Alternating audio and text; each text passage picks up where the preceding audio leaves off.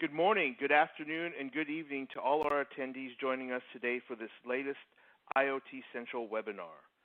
This is David Oro, your host. I am the Editorial Director with IoT Central. I'd like to start our event off by thanking InfluxDB for sponsoring today's event. InfluxDB is a wonderful supporter of the IoT Central community, and we are honored to have them as sponsors. This webinar is entitled IoT for Real-Time Actionable Data. Before we begin, I'd like to briefly review the format of today's webinar. This event will be 1 hour long. We have one panelist that I'll introduce in just a minute. There will be a 10 to 15-minute Q&A following the presentation, and this event is being recorded and will be available on iotcentral.io later this afternoon following the live event. I'd also like to encourage our attendees to provide questions throughout the presentation. We'll be reviewing and presenting them on your behalf during the Q&A portion of the event. I'm very pleased to introduce today's speaker, Cullen Murphy. Cullen is a site reliability engineer at Particle, a global IoT platform helping developers deploy connected hardware and software solutions. Cullen is responsible for ensuring the Particle server infrastructure is accessible and scaling seamlessly for customers. Prior to Particle, Cullen was lead software engineer at Approve, where he drove architecture and implementation of major design and server systems to prepare for scale with organizational growth. Finding himself back where he started, Cullen began his career in embedded hardware and IoT design and deployment. Thank you for being with us today. We look forward to your presentation. In IoT, understanding the health of thousands of devices is critical for deployment at scale, especially when troubleshooting an issue. Particle's customer base needed visibility into their devices with actionable data to reference in real time. In today's IoT Central webinar, you will learn how Particle, a fully integrated IoT platform team, built the metric systems on Telegraf, Kubernetes, and InfluxDB Cloud to deploy a customer-facing product that provides critical and relevant data to their IoT product creators. Cullen, with that, I'm going to turn it over to you. You can begin as soon as you're ready to go. Hello, everybody. I'm Cullen Murphy. I'm a as David said, I'm a site reliability engineer at Particle. Thank you for the wonderful introduction, and we'll just get started here. Today, I'm going to talk about how Particle delivered an IoT customer-facing metrics system with InfluxDB. We launched our product called Fleet Health Metrics last week, and so far it's been going really well. A little bit about me. I'm a site reliability engineer. I originally started in embedded systems. I started in embedded systems when they were still called M2M systems, and we used SMS. A fun fact about SMS is that it looks like there's eight bits to your byte, but there's actually only 7. So that when we learned that was a fun adventure. I've also worked in automated billing systems with Ruby on Rails at Approve, and then after that I decided to become a contractor working in web development and system administration, and from there I joined Particle, and I've been at Particle for 2 years as a site reliability engineer. So what is Particle? Particle is a fully integrated IoT platform. So we have fleets of devices that are owned by our customers. We build these bits of hardware that become modules that embed into products. We provide connectivity through cellular mostly, but we also provide Wi-Fi, and we have local area mesh. That's a newer product for us. I'm responsible for the IoT device cloud portion of this. I provide the infrastructure and servers and provide guidance to the application developers who are building the systems that run in the cloud. And these systems have connections to the third-party apps and services through our API. And this is how we provide a completely vertically integrated IoT platform to our customers so that they don't have to solve most of the hard problems with IoT. We've grown the world's largest IoT developer community. We have 170,000 developers last I checked. We're deployed to 170 countries with our cellular connectivity. We have 8,000 or over 8,000 companies are building with Particle today, and we have over 500,000 devices under management. I need to go look at this number. This number is probably quite small from what I've looked at recently. I think this slide is a few months old at this point. So we focus on solving real customer problems for we focus on solving real problems for real customers. This is what Influx is trying to do for metrics, right? This is why we enjoy Influx as a partner for us, is that they're trying to solve the same problem that we're trying to solve. So what is InfluxDB? InfluxDB as a product is a series of applications that work together to provide high performance time series metrics to you. So there's Chronograph, which is the graphical interface for the rest of the platform. This is what you'll interact with mostly as you use InfluxDB. Telegraf, which is the collection agent. This collects and can transform data from any number of systems and push them into any other number of systems. And then we also have InfluxDB itself, which is the system that is collecting and storing the information, and Capacitor, which is doing some data processing in addition to what InfluxDB provides itself. So we use InfluxDB at Particle for our internal metric systems. We have two metric systems, or two installations, I should say, of Influx. We have our internal monitoring, which, if you're familiar with some of the server terminology I'll go into here, we have a Kubernetes. We're all running on Kubernetes at Particle. We have a Kubernetes daemon set that collects our information about our own applications. And this is tagged with a statsd as a Datadog statsd implementation. And these are application-specific metrics. And this is an overview of our cloud. This is the information that we get about how our whole cloud is doing. And then we have a second installation, which is our fleet health metrics system. We do this with a sidecar deployment in Kubernetes. And so what that means, I'll get into this a little bit later.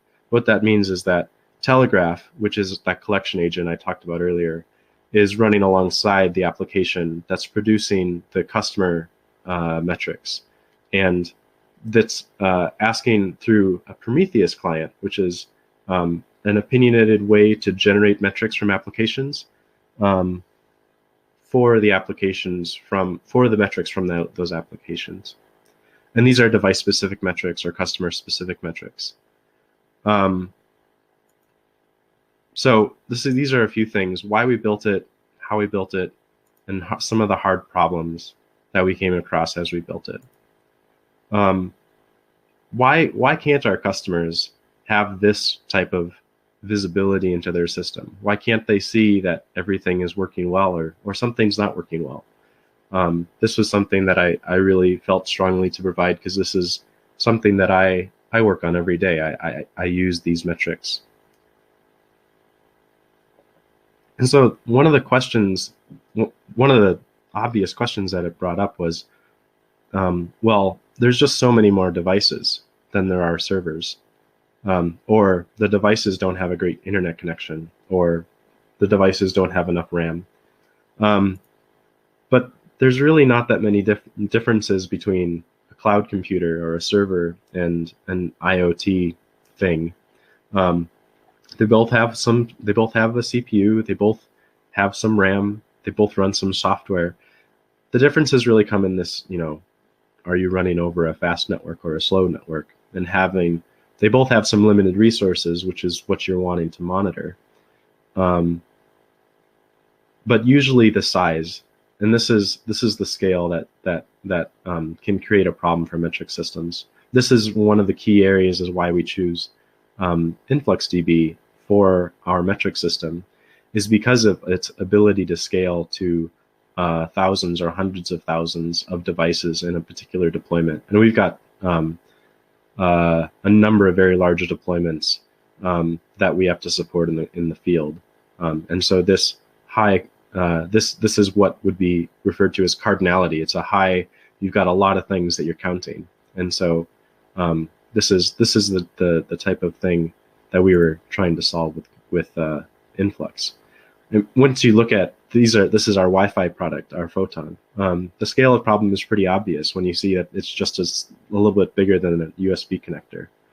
And actually, the whole device, when you get to scale, the whole device is just this metal can here. So it's quite small and very easy to make a lot of them. And so one of the things that leads to problems at this scale of cardinality is that actionability is challenged. So what that means is that it becomes harder to make queries, it becomes harder to move the data around, and it becomes harder for that real-time metric system to be real-time. One of the things we wanted to stay away from was metrics posters. So metrics, and what I mean by that is metrics that don't have actionable data in them are useless. So you might see in your electric bill every month how much electricity you've used. Well, can you do anything about that? That doesn't necessarily tell you that you maybe left your hairdryer on, or that you've plugged in your electric car or something, and that's the reason your electric bill is high. It's not actionable. It just tells you what they measured, and it's just trying to give you some reassurance that they're not charging you too much. And that's really all it's designed to do. So we wanted to make sure that our metric system wasn't just an invoice. So what do we build? This is a picture of it, and I'll stop here and do a demonstration of what we've deployed. So we have, let me just switch to this window here. This is my personal dashboard that I'm using. These are a number of devices that I've set up as part of my work. A number of products that I've built, and then we also have organizations that you can set up. And so the organizations, so as a particle engineer, I have access to a number of internal products. And so we've our capture test fleet electron, our capture test fleet photon, boron and argon, which represents the primary devices that we are using, or our primary devices that we're selling, rather. And these are products that we use in order to test and capture issues. And so, or dog food our product, as it were. So this is the metrics product. This is our electron.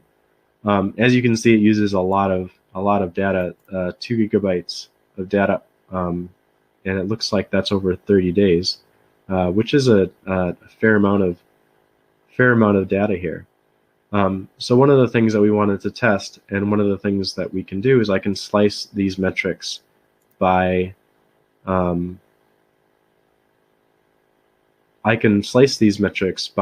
the group that these devices are in. So I can group devices according to like if this is one that is marked US Canada or US California SAM, for instance. And I can slice these devices this way. So one of the things that we wanted to test was if we lowered the data limit to only 10 megabytes instead of our the one, we raised it from 5 megabytes, I believe, to something like 20 megabytes in order to support this demo. What it is, a 10 megabyte limit enough. And so we can see that this device has gone on and offline a little bit, but it doesn't look like in the last hour, but it doesn't look like it's had a big problem with data. In fact, if I go back 7 days, you can see that this device has stayed online the whole time. And even going back 30 days, I can see that this device has actually stayed online this whole time. So that's really an exciting thing. And this actionability and speed of queries is hugely important for our customers. This allows us to slice information. You can see that for our devices that are on device OS version 142, that we switched this fleet to that version about October 23rd. So this is a really, really valuable product from allowing this, and this is totally new that we just launched, this ability to see these details. So yeah, I'm really excited about this product launching for our enterprise customers. So back to the presentation here. This is how we built out this product. So this product is designed. This is the sidecar concept that I was talking about earlier. We have 3 main applications where we're collecting the device-specific metrics from. We have a webhook actor, API service, and device service. And these are deployed as Kubernetes pods. And so the main difference between containerized architecture and the Kubernetes pod architecture is that a pod is considered an entire basically an entire server, even though it itself is virtualized on a server. So what that enables you to do is do things like have 2 containers right next to each other inside of a pod. And so what that allows us to do is each of these Telegraf installations or applications that are running alongside our particular instance of device service and a particular instance of API service. That allows them to not have to worry so much about where they might find the data. In fact, because of where they are situated on the same, quote, machine, they can see the information very easily, and they know exactly where to look for it. You might notice this thing in the corner, Santa Claus. That has a very curious name, and so I'm sure you're asking, Cullen, why did you name it Santa Claus? Well, so what Santa Claus does is it makes the list of naughty and nice devices and publishes to Fleet Health Metrics. And this is the service that we built in order to provide that the number of online devices. This is, yeah, exactly this thing. So when you see the number of online devices, this is provided by Santa Claus. We have since our engineering team is remote, we had a fantastic time in Berlin this year coming up with the name for this service, which was one of those things like, what should we name it? It counts online devices. Well, if a device is offline, maybe it's naughty, and that's where it came from. It was a fantastic night. So these are a few principles that we used to build the product. We wanted ease of collection because, and this is maybe an approach from site reliability engineering, but the idea is that from a development standpoint, like I shouldn't have to push on my developers to implement a feature that I want. I should make it easy for my developers to implement the feature that I want by including some sort of software that I've written for them. So easy collection from a development standpoint, it might make storage hard though. And so you can use continuous queries or scheduled tasks in Influx2 to help you with, to make this storage problem easier. So the way that we decided to approach it from a software perspective is to use an NPM module. And so it's a very, very simple thing to use. We have a very short setup, which might seem a little daunting, but after you get rid of the boilerplate, it actually gets quite small. We just have a setting to say it's enabled. We have some default labels that we want to apply, whether the caching layer is enabled or disabled. And we also, in order to keep the dependencies low on this application, or on this module rather, instead of having it require our database module, we supply it the query that it needs in order to find the device that it needs to find. And so when you actually go to implement the metrics, there's only a single line thing that you have to supply.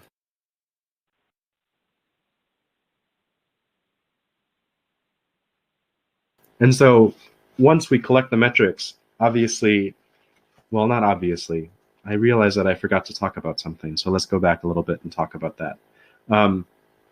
Influx data stores things as a number of things you've got, and I'll just go through this query and try to explain the concepts.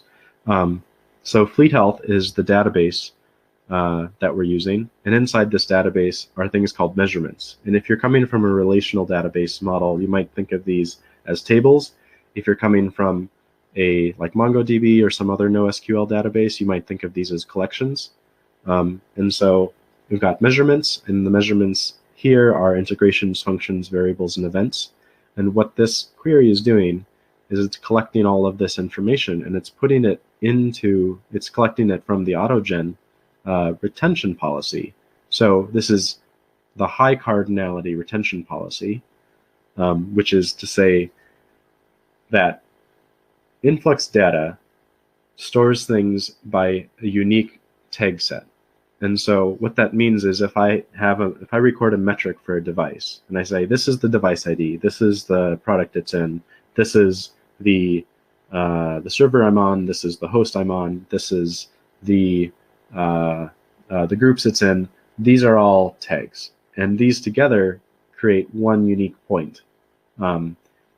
Since having a lot of lists or having a lot of these points can create slow queries, we generated this continuous query, which is a built-in feature of InfluxDB, in order to try and reduce the cardinality from the collection cardinality, which is very, very high, into the displayed and query cardinality, which is quite a bit lower.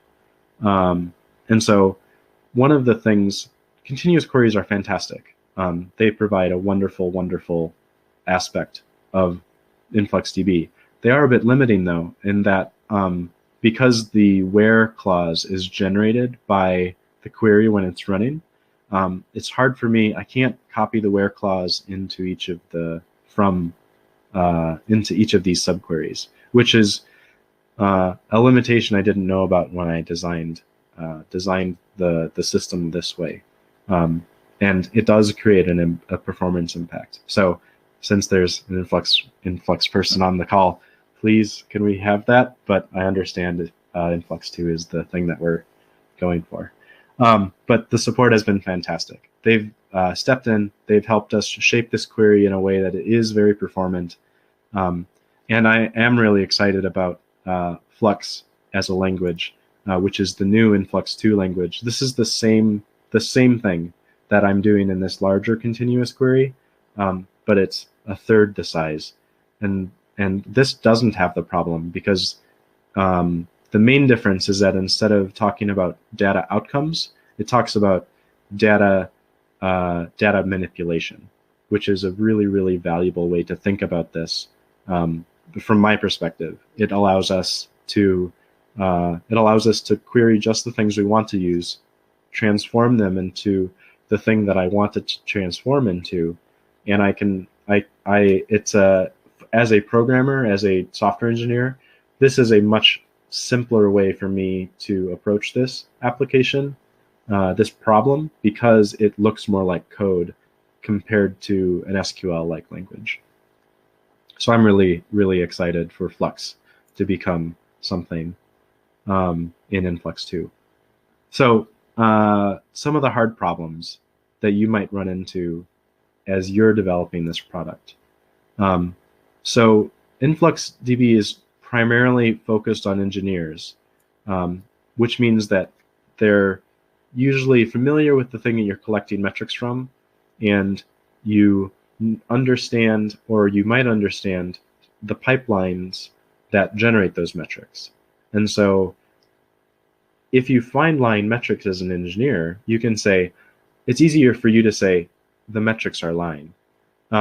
As a customer, it's really difficult to say this thing. In fact, as a customer, without having any understanding of the underlying system, line metrics are worse than no metrics.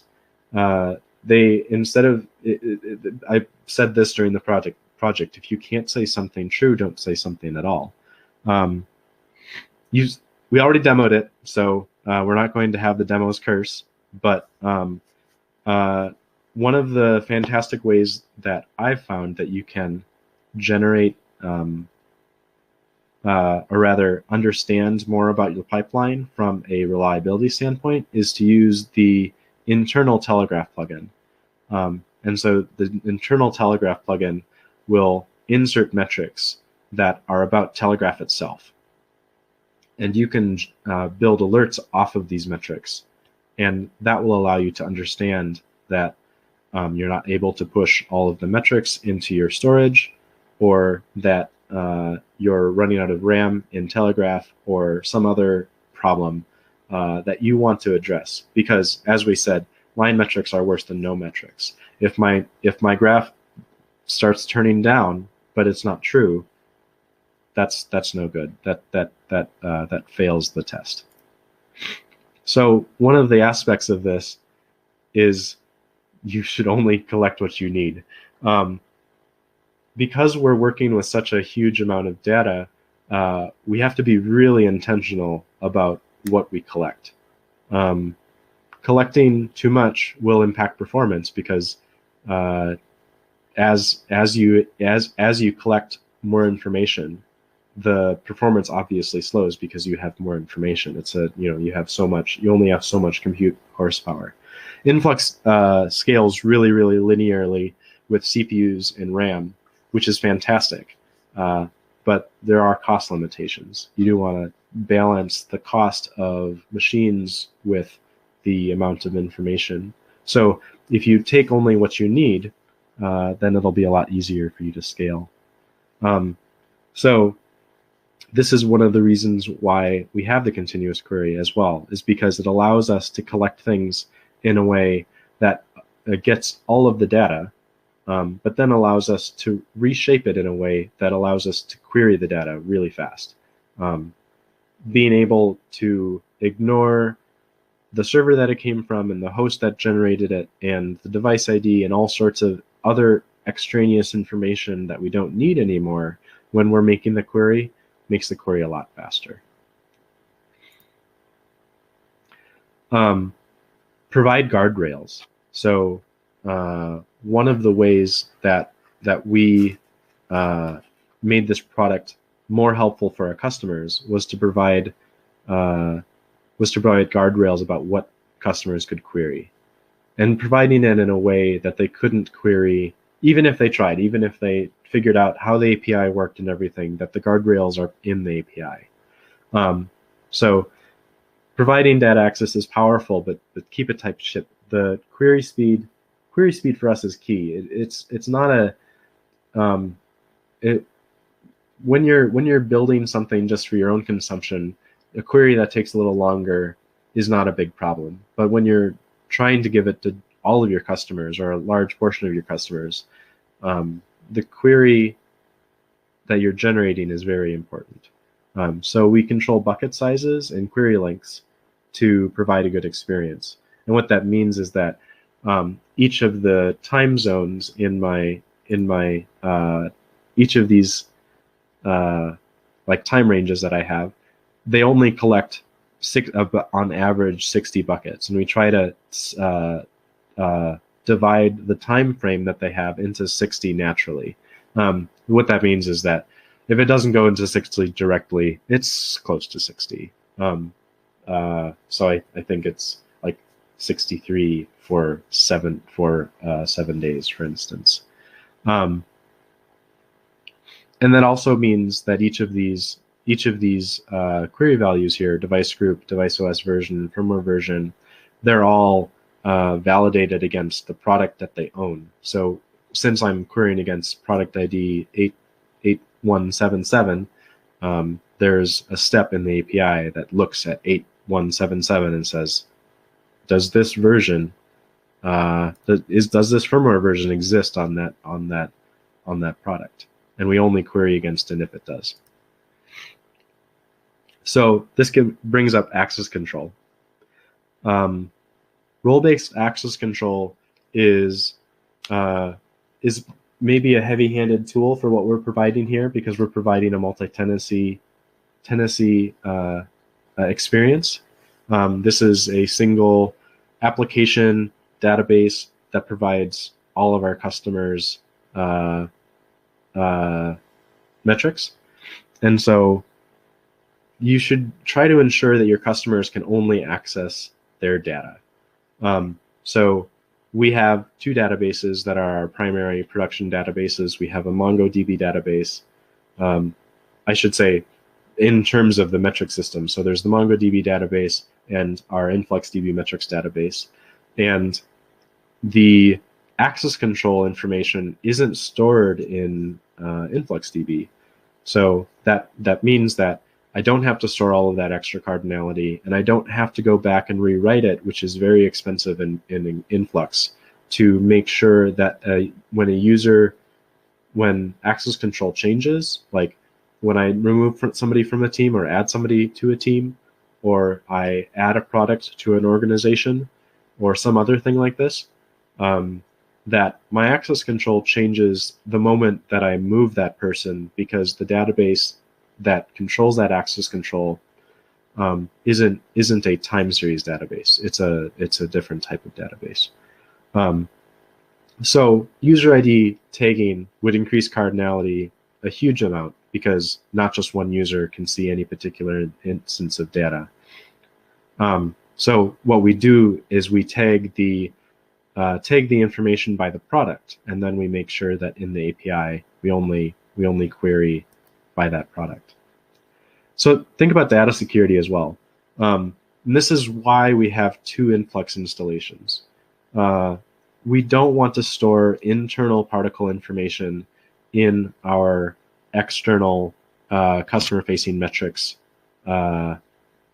database. That would be bad, because if somebody were to get access to that database, which would be unlikely, but if they did, they could see any of our internal metrics, which wouldn't be so good.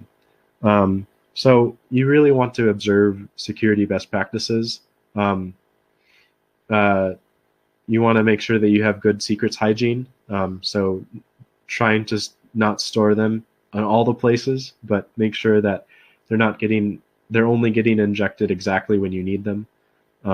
And use read-only users for queries, so that if somebody does figure out a way to inject some extra information into your query, that it's a read-only user. They don't even have permission to do this thing.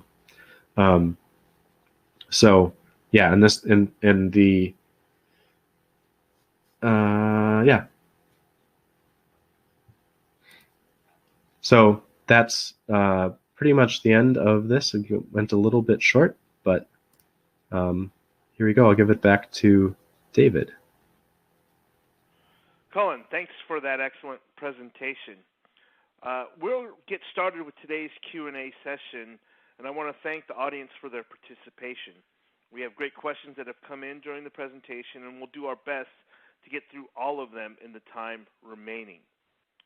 During this Q&A session, I'll leave up this screen with contact information for Cullen, if you'd like to contact him following today's webinar.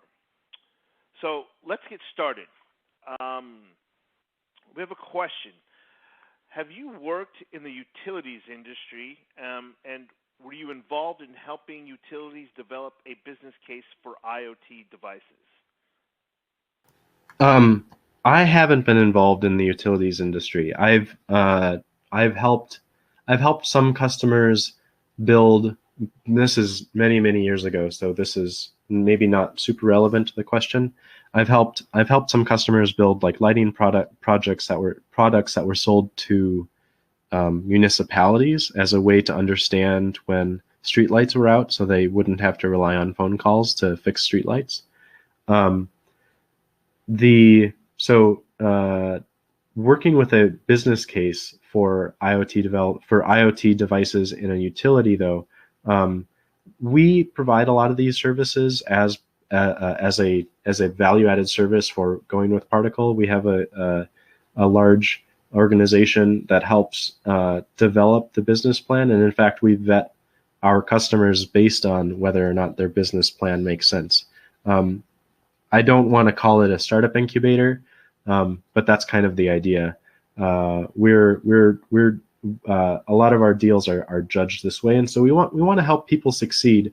And so I encourage you, if you have a specific question about how to develop a business case for utilities, Particle Sales is really, really helpful for this thing. A little bit more information about that. The basic thing is that you have to figure out how you're going to pay for the continued maintenance of the IoT system, because usually the hardware isn't that cost isn't the thing that's going to make or break this from a ROI perspective in the long run. It's usually the maintenance of the system and the communication of the system that provides that ROI. Okay, great. The next question, going back to some of the developer tools, what flavor of Kubernetes is used for container orchestration? Yeah, so Google's product Kubernetes is itself a container orchestration system. So there's a number of products that are out there, depending on what your scale is or how much expertise you want or how much control you want for your Kubernetes installation. So I couldn't say what's best, because it really depends on what you'd like. I know that we use Amazon's product for our Kubernetes orchestration, and we find that it provides a nice mix of power, configuration, and also taking some of the day-to-day tasks away from us, so that we don't have to worry about particularly administration of some of the deeper Kubernetes keys and things like that. So we like that. That was the solution that we went with. There's other solutions. Google's product is fantastic, and I'm sure there's other products that are out there that I'm not as familiar with.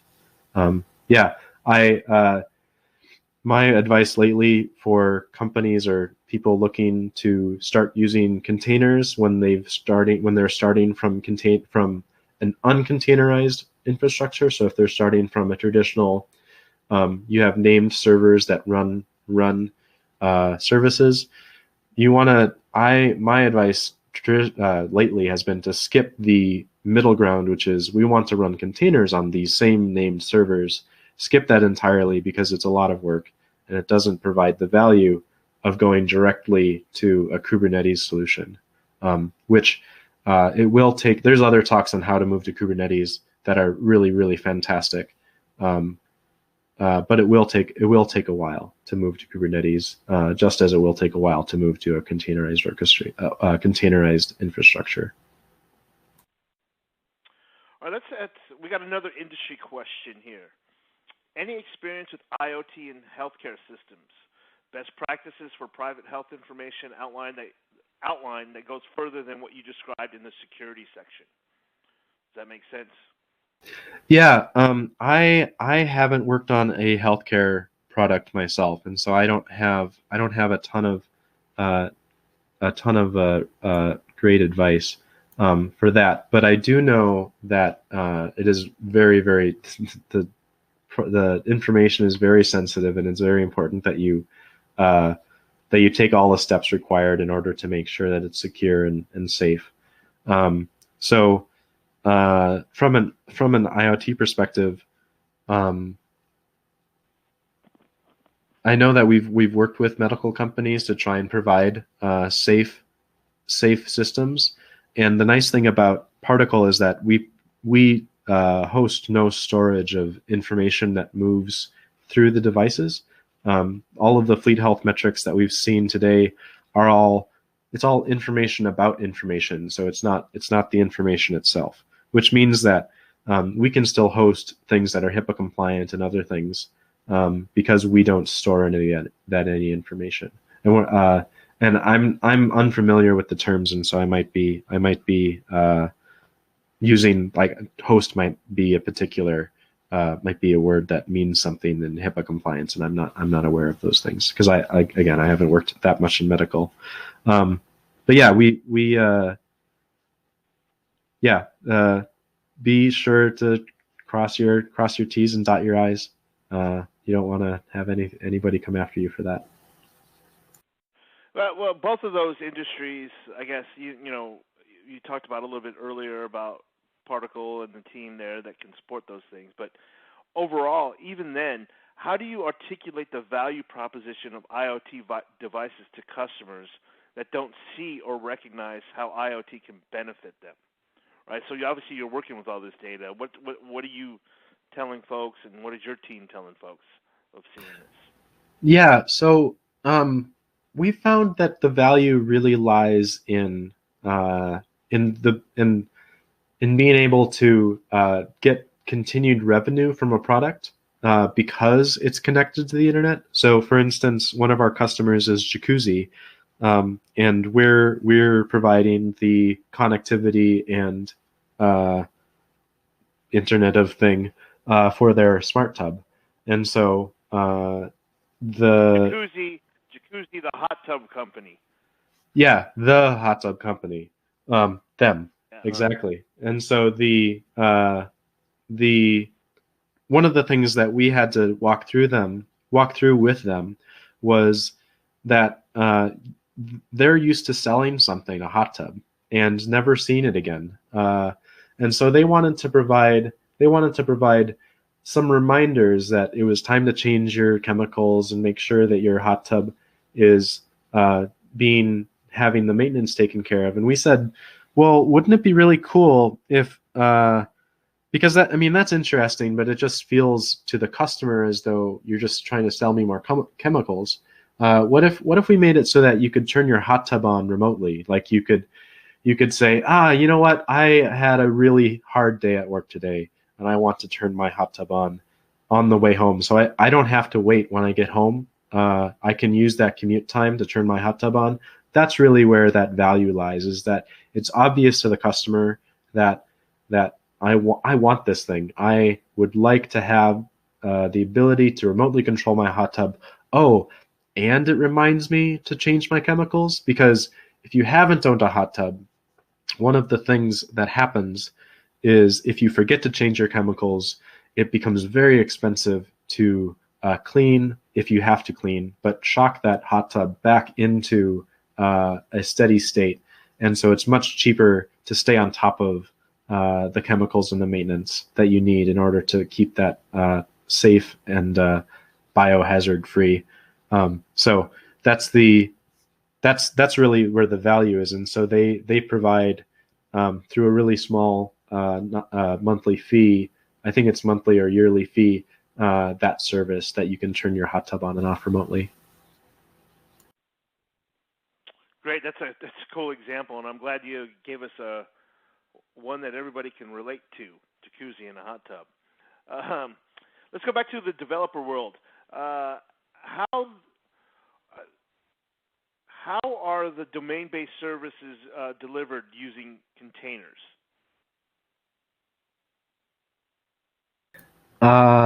So how are the domain-based? Okay, so this is one of the things that Kubernetes is really fantastic at. They have a concept called ingress controllers, which connects an internal service that's just a bunch of containers. They all have names inside the cluster, and this ingress controller provides the ability to load balance to them and also provide an external DNS endpoint. And so once you have an external DNS point, then you can use your vanity URL. So our Kubernetes cluster, for instance, has some really long name that I think says Kubernetes in it, and SVC and some other things which don't mean anything to most people. And then we put a vanity URL, so like console.particle.io or whatever else, build.particle.io. It's all containers behind it, but this ingress controller provides that connector between the externally facing Kubernetes application and the internally facing containers. And this is one of the reasons why I recommend Kubernetes as a system if you're not already on containerized infrastructure, is because they've thought about the whole system and how to also maintain it, which is really fantastic. There's a reason why Kubernetes is talked about everywhere. Let's just put it that way. It's really good. Great. Going back to security, how do you overcome the risks associated with sharing sensitive data from IoT devices through cloud-based applications? Yeah, this is a great question. There's a lot of consideration that goes into making sure that sensitive data is not shared with the wrong people or is only available to the right people. So we take a really multifaceted approach to this thing. First of all, our communications with our devices is always encrypted.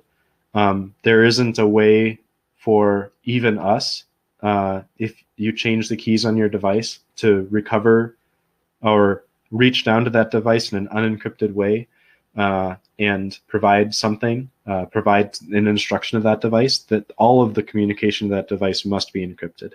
And that's one aspect of it. Then each of the devices has its own key. And this key is generated by the device, which means that if the device's memory is wiped somehow, that the device can regenerate the key and provide that key to Particle in a secure way. And so that's just the device communication. Then you get into the cloud side things, and we use industry best practices in order to separate accounts, make sure that we are sharing resources, but we're not sharing information.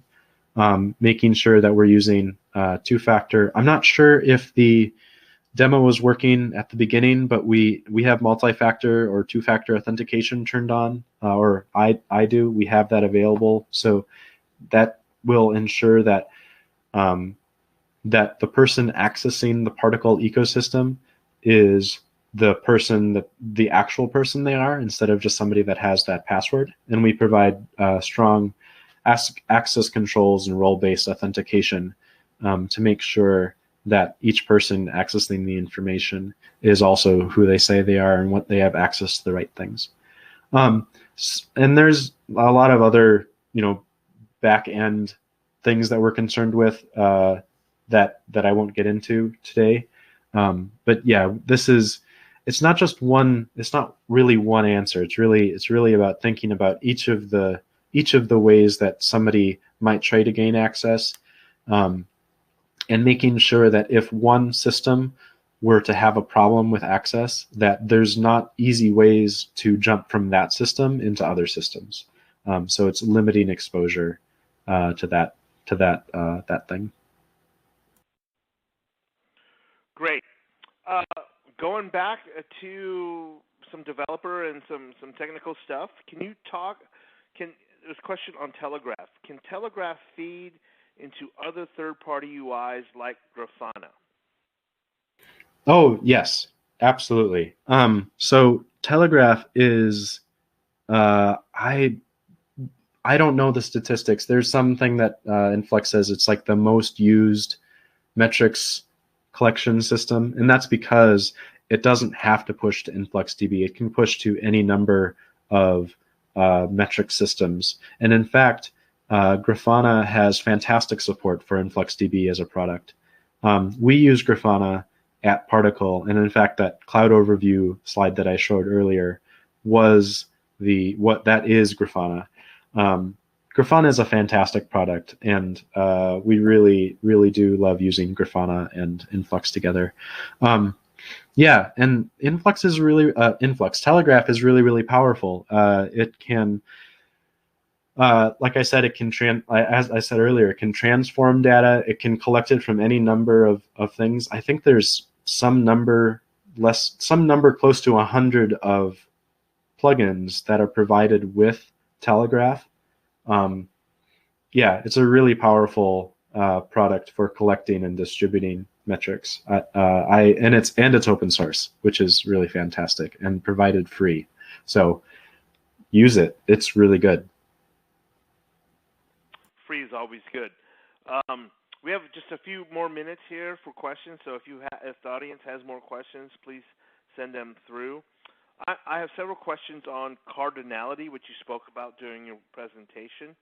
How did you overcome your cardinality problem? I'm trying to pull metrics from my delivery vehicles, but I'm running into this issue when trying to organizing it all into my dashboards. Yeah, so it goes back to making sure that you're taking only what you need to survive. So I don't know how many of you have seen Spaceballs, but in this part of the movie, they're telling Princess Vespa, take only what you need to survive, and she decides that she should take all of her matched luggage and also her industrial strength hairdryer, which in the movie is the size of a kitchen table. So this is obviously not what you need to survive, and I think this is the important thing to realize is if you have delivery trucks and you're trying to get information from them, you don't need to know probably the state of the throttle pedal every second when it's reported by the truck's internal data system. You probably don't need to know every second a lot of things from that truck. In fact, you could probably pull back a lot of the information collection from seconds or minutes to even an hour, maybe 30 minutes. That would be a lot better visibility than say no visibility. And so this is a way that you can provide a lot of the value without having that cardinality problem. I mean, if I were to take all of the and I'm forgetting the specific technical thing that's on a delivery truck that provides the bus, the name of that. But if I were to collect every bit of information, that would easily consume if I collected that for all of my trucks. If I had a fleet of 100 trucks, that could easily consume a huge amount of cardinality. And so since I'm really only concerned with how much fuel that truck has, what the fuel burn ratio is, and how many hours have been put on it and where it's driving, just collect those things, and you can have a conversation with the driver if it looks like they're driving too much or something. Well, I don't know the name of that device either, but I do know Spaceballs was a great classic movie. So thank you for building that into the presentation and sharing with us. Back on cardinality. So to achieve fast queries, what cardinality levels should one try to aim for? That's a fantastic question.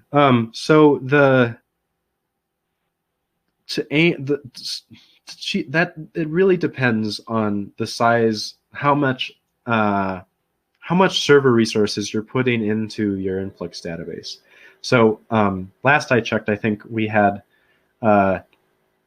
each of our, there's 3 or 4 InfluxDB nodes right now, and we have something like 8 processors on each of them and 32 or 64 gigs of RAM on each of them. And so for that level, to provide the experience that I demoed today, we're at about 200,000 series cardinality for the final place, the final retention policy that is queried. And so this is maybe something to aim for. We didn't need to display that much information, so it's reasonably easy for us to get down to that. The real load on that cluster comes from collecting the information and then storing the information in that queryable format. So probably as we scale, most of our effort will actually not be in scaling up the cluster, but in improving the collection system that we have, providing more smarts in the at each of the collection points instead of pushing more information into the cluster, into the Influx cluster. Great. Well, thank you. Great answers to some very good questions. For those of you that asked questions that weren't answered, we will be sending all unanswered questions to our panelists and the Influx data team so that they can follow up with you after today's webinar. I have just a quick announcement. This taping will be available for on-demand viewing later today and can be found on the homepage of IoT Central at iotcentral.io. This brings today's webinar to a close. I'd like to thank our audience for their attendance and thoughtful questions, and special thanks again to Influx Data for their sponsorship, as well as to our guest speaker, Cullen Murphy, for his insights into today's topic. My name is David Oro. I'm very pleased to have been your host. I look forward to seeing you all again. Have a great day.